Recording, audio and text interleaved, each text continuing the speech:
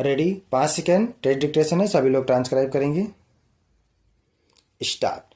मैंने पिछले 1 साल से माननीय रेल मंत्री जी को कई बार लिखा है और रेलवे बोर्ड के चेयरमैन से भी मैं कई बार मिला हूं। मुझे बताया गया है कि कुछ महत्वपूर्ण गाड़ियों को जौनपुर स्टेशन पर आपके अनुरोध को देखते हुए रोका जाएगा। मुझे कम से कम 2 अन्य गाड़ियों के ठहराव का वायदा भी किया गया था, लेकिन अब देखा गया है कि जौनपुर शहर के रास्ते से 3 गाड़ियां ही गायब कर दी गईं और उनको दूसरे रूट पर कर दिया गया। जौनपुर जनपद पूर्वी उत्तर प्रदेश का एक बहुत ही महत्वपूर्ण जिला है और यह सिराज ए हिंद के नाम से भी जाना जाता है। जौनपुर शिक्षा तथा अन्य बहुत सी ऐतिहासिक धरोहरों का जिला है। अध्यक्ष महोदय, मैं आपके माध्यम से कुछ महत्वपूर्ण गाड़ियों के आवागमन के बारे में अनुरोध करना चाहता हूं। ये गाड़ियां यदि जौनपुर से होकर जाना शुरू कर देंगी तो जौनपुर की जनता को काफ़ी राहत मिल सकेगी और उनके समय की भी काफ़ी बचत हो सकेगी। जौनपुर से कई बच्चे पढ़ाई के लिए भी अन्य जगहों पर जाते हैं। ऐसा होने से उनको भी काफ़ी सुविधा हो सकेगी। इस बात को लेकर मैंने इससे पूर्व भी इस सदन में अनुरोध किया था, लेकिन विडंबना यह है कि मेरे द्वारा लगातार किए जा रहे अनुरोध के बावजूद भी अभी तक जौनपुर से जाने वाली गाड़ियों की संख्या नहीं बढ़ाई गई है। आवश्यकता इस बात की है कि जौनपुर से जाने वाली गाड़ियों की संख्या को बढ़ाया जाए ताकि वहां के निवासियों को इसका लाभ मिल सके। मैं आशा करता हूं कि मेरे इस अनुरोध को इस बार अवश्य पूरा किया जाएगा। आपने मुझे अपनी बात इस सदन में रखने के लिए इतना समय दिया, इसके लिए आपका बहुत बहुत धन्यवाद। माननीय सभापति महोदय, मैं आपके माध्यम से भारत सरकार का ध्यान कृषि क्षेत्र की ओर दिलाना चाहता हूँ। इसकी अनदेखी नहीं की जा सकती कि भारत एक कृषि प्रधान देश है और कृषि से होने वाली आय हमारे देश की तरक्की में अहम भूमिका निभाती है। देश की तरक्की का रास्ता खेत और खलिहान से होकर गुजरता है, जिससे पूरे देश को भोजन तथा ग्रामीण युवाओं को रोजगार की गारंटी मिलती है। बुरे समय में जीडीपी की वृद्धि में कृषि क्षेत्र का सर्वाधिक योगदान है। हमारी सरकार का मकसद किसानों की आय दुगुनी करना है। इस मकसद को पूरा करने के लिए यदि मनरेगा योजना के मजदूरों और किसानों की मांगों के अनुरूप खेती को किसानों से जोड़ दिया जाए तो इससे 2 लाभ होंगे। पहला, किसान और मजदूरों पर लगने वाली लागत घट जाएगी और दूसरा, मनरेगा मजदूरों को निरंतर कार्य मिलता रहेगा।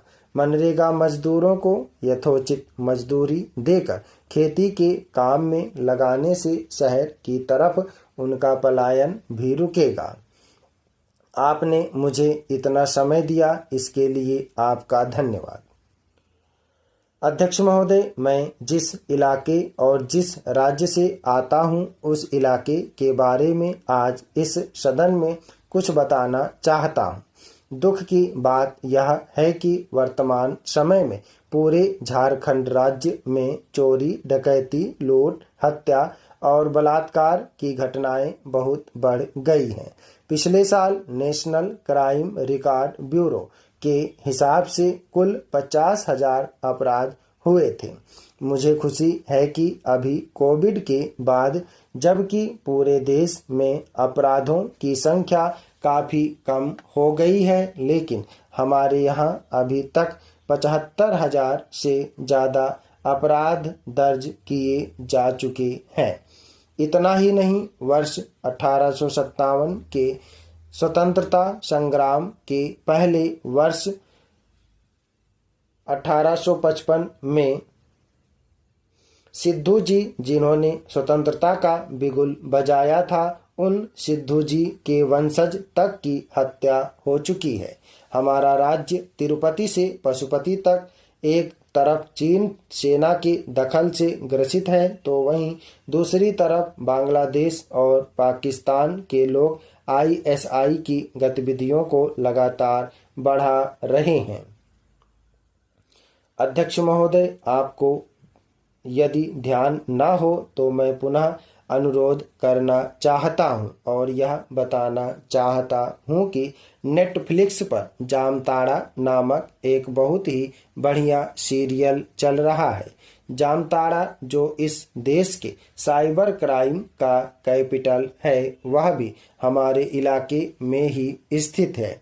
इन सारी घटनाओं के बढ़ने के पीछे का कारण यह है कि वहां संवैधानिक शक्ति में कमी हो गई है, जिसके कारण प्रशासन काफी कमजोर हो गया है। सुप्रीम कोर्ट के आदेश के बाद जीडीपी की नियुक्ति संघ लोक सेवा आयोग करता है, जो कि एक संवैधानिक संस्था है। मुझे बड़े दुख के साथ यह सूचित करना पड़ रहा है कि राज्य सरकार केंद्र सरकार के निर्णयों की अवहेलना कर रही है। विडंबना यह है कि गृह मंत्रालय और संघ लोक सेवा आयोग के बार बार मना करने के बावजूद भी वहां की राज्य सरकार एक प्रभारी डीजीपी को पिछले 6 महीने से लगातार उनके पद पर बनाए हुए है। संघ लोक सेवा आयोग के मना करने के बाद भी वह कहती है कि संघ लोक सेवा आयोग का उनकी तैनाती में कोई रोल नहीं है। सुप्रीम कोर्ट का भी कोई रोल नहीं है और यहाँ तक कि गृह मंत्रालय का भी कोई रोल नहीं है। इसीलिए मैं आपके माध्यम से गृह मंत्रालय से यह अनुरोध करना चाहता हूं कि इस राज्य के संवैधानिक तंत्र में जो कमजोरी आई है उसको दूर करने का प्रयास करें और यदि राज्य सरकार नहीं मानती है तो राज्य में राष्ट्रपति शासन लगाएं। माननीय अध्यक्ष जी, आपका बहुत बहुत धन्यवाद कि आपने मुझे बोलने का मौका दिया। मैं बहुत देर से अपनी बारी आने की प्रतीक्षा कर रहा था। महोदय, मुझे बहुत दुख के साथ यह कहना पड़ रहा है कि हमारा पश्चिम बंगाल आज खतरे में है और यह पुराना कश्मीर बन रहा है। हमारे पश्चिम बंगाल को कश्मीर बनने से बचाइए। इस लॉकडाउन के टाइम में कोरोना को लेकर हुगली क्षेत्र के एक जिले में दंगा हो गया। एक जाति विशेष के लोग कोरोना टेस्ट नहीं करवाएंगे ऐसा बोलकर मतभेद हुआ, जिसने धीरे धीरे दंगे का रूप ले लिया। लगभग 3 दिनों तक यह दंगा चलता रहा। बाहर से लोग बम लेकर आए और वहां पर आकर दंगा किया। किसी का घर लूट लिया तो किसी की दुकान जला दी। इतना ही नहीं, उन्होंने महिलाओं के ऊपर हाथ भी उठाया और पुराने व नए मंदिरों को उन्होंने तोड़कर हमारी हिंदू भावनाओं को आहत करने का काम किया। अर्जुन सिंह जी और मैंने वहां जाने की कोशिश की, लेकिन दुख की बात यह है कि हम लोगों को भी वहां जाने से रोका गया।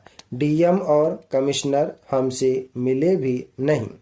इस बात को लेकर मैंने अपनी पार्टी कार्यालय को लिखित में एक शिकायती पत्र भी दिया था।